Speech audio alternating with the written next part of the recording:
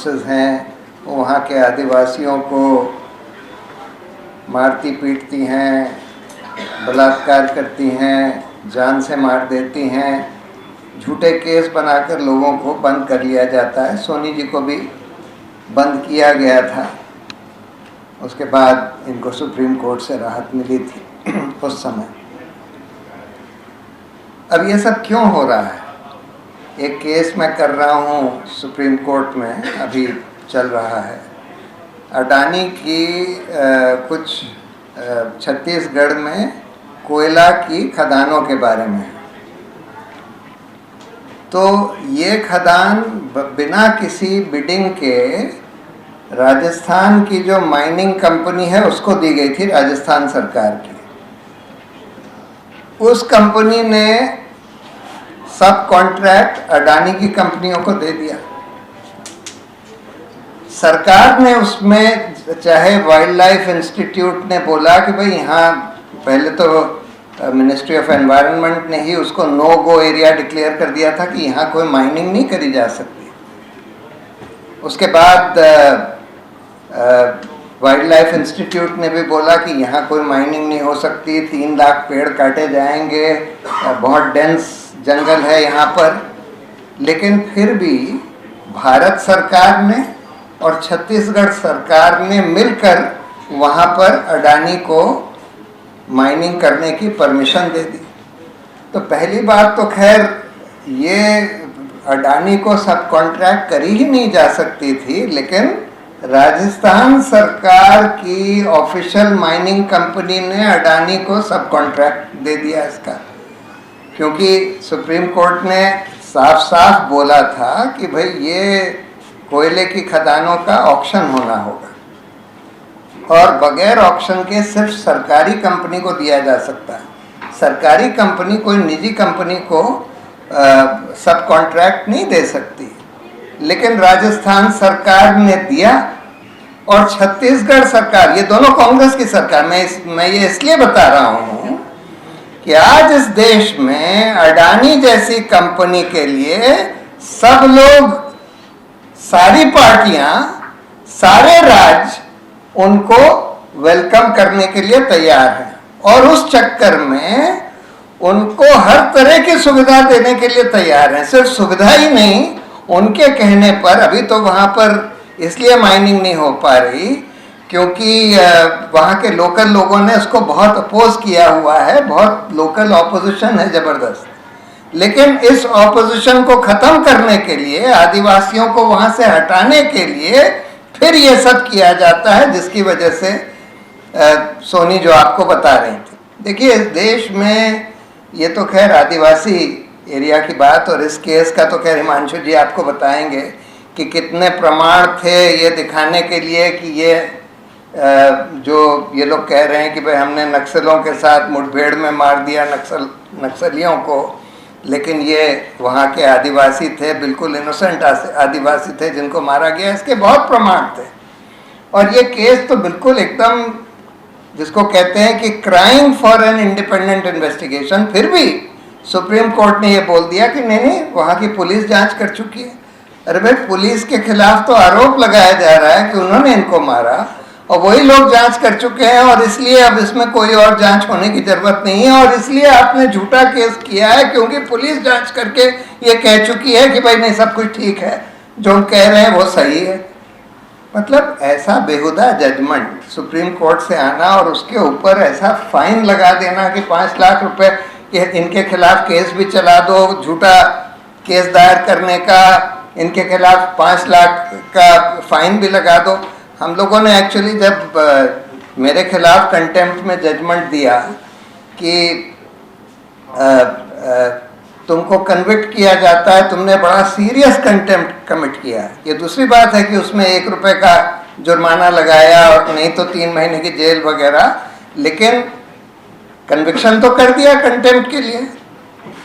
तो हम लोगों ने एक केस फाइल किया कि भाई अगर जब सुप्रीम कोर्ट कोई ओरिजिनल कंटेम्प्ट में आपको दोषी ठहराता है कोई क्रिमिनल चार्ज में, ये क्रिमिनल चार्ज है, तो उसमें कम से कम एक अपील होनी चाहिए। ये सुप्रीम कोर्ट बार बार कह चुका है कि किसी भी जनक के खिलाफ अगर कोई कन्विक्शन होता है तो कम से कम एक अपील होनी चाहिए। तो हम लोगों ने एक पिटिशन फाइल करी कि भाई इसमें एक अपील तो कम से कम होनी चाहिए, तो सुप्रीम कोर्ट में ही कोई लार्जर बेंच के सामने जाए, नहीं तो कोई दूसरी बेंच के सामने जाए, एक अपील तो हो। तो उस पर अभी नोटिस इशू किया हुआ है।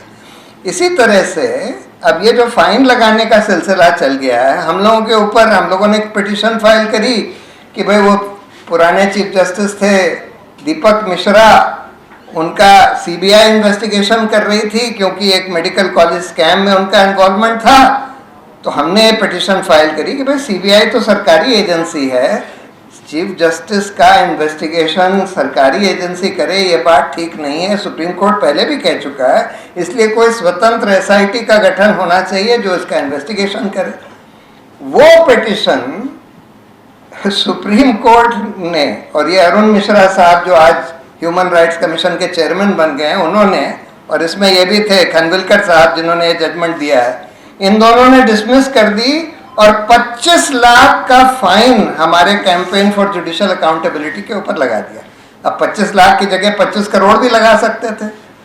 सवाल ये है कि इन लोगों की जो ये बेलगाम पावर है, आर्बिट्ररी पावर, कि कुछ भी कर दो, कुछ भी कह दो, कोई हमारी तो जवाबदेही है नहीं, कोई हमारे खिलाफ कोई अपील है नहीं, तो इसलिए कुछ भी कर दो।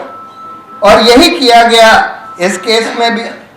ऐसा बेहुदा जजमेंट कि आप कह रहे हैं कि भाई पुलिस जिसके खिलाफ आरोप है कि उन्होंने फर्जी मुठभेड़ में लोगों को मार दिया, आदिवासियों को, कि उन्होंने ही जांच कर ली और उन्होंने बोल दिया सब ठीक है, तो इसलिए सब ठीक है, और आपने झूठा केस बनाया है और आपके ऊपर 5 लाख रुपए का फाइन लगा दिया जाता है। तो ये एक बहुत ही मतलब अजीब ट्रेंड बन गया है और बहुत सारे जजों को ये लगने लगा है, खासकर वो जज जो रिटायरमेंट के पास आते जाते हैं और जिनको कोई पोस्ट रिटायरमेंट जॉब की ज़रूरत होती है। जैसे अरुण मिश्रा साहब, इन्होंने हरिन पांड्या का जजमेंट दिया, हमारे ऊपर 50,000 का फाइन लगा दिया। हम लोग गए थे कि इसमें इंडिपेंडेंट इन्वेस्टिगेशन होना चाहिए। हाईकोर्ट भी ये कह चुका है कि भाई ये गुजरात पुलिस ने बिल्कुल बोगस इन्वेस्टिगेशन किया था, गलत लोगों को पकड़ लिया था, फिर भी उसको डिसमिस करके हमारे ऊपर 50,000 का फाइन लगा दिया था उस केस में। उसके बाद उन्होंने कई अहम फैसले, बिरला सहारा वगैरह सब दिया, और रिटायरमेंट के बाद ह्यूमन राइट्स कमीशन का उनको चेयरमैन बना दिया गया। पहले तो 6 महीने तक उनको अपना ऑफिशियल घर रिटेन करने दिया गया, रूल्स को सब दरकिनार करके 1 महीने के अंदर खाली करना होता है बंगला, उनको 6 महीने तक रखने दिया गया। उसके बाद उनको नेशनल ह्यूमन राइट्स का चेयरमैन बना दिया गया, ह्यूमन राइट्स कमीशन का। उसी तरह से गोगोई साहब को उन्होंने रफाल का फैसला दिया, अयोध्या का फैसला दिया सरकार के हक में, और उनको रिटायरमेंट के बाद राज्यसभा का मेंबर बना दिया गया। अब खनविलकर साहब 30 तारीख को रिटायर हो रहे हैं, अब देखिए कि इनको क्या मिलता है रिटायरमेंट के बाद।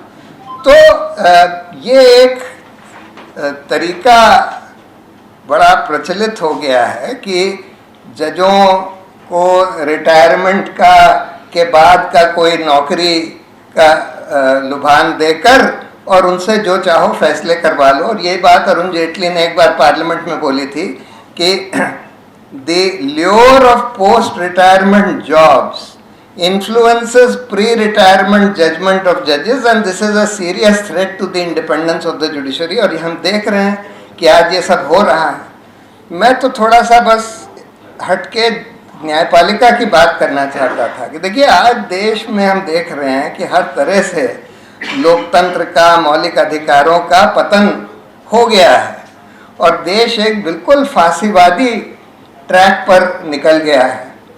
ऐसी सिचुएशन में न्यायपालिका की, खासकर सुप्रीम कोर्ट की बहुत ज़्यादा ज़रूरत होती है, क्योंकि हमारे संविधान में जो हायर जुडिशरी है, हाई कोर्ट, सुप्रीम कोर्ट, उनको दायित्व दिया गया है कि लोगों के मौलिक अधिकारों की रक्षा करना, लोकतंत्र की रक्षा करना, संविधान की रक्षा करना और कार्यपालिका और विधायिका को अपने दायरे में रखना। ये सब बहुत बड़ा दायित्व सुप्रीम कोर्ट और हाई कोर्ट को दिया गया है। लेकिन आज हम ये देख रहे हैं कि हर तरह से हमारे लोकतंत्र का हनन हो रहा है, मौलिक अधिकारों का हनन हो रहा है, संविधान की धज्जियां उड़ाई जा रही हैं।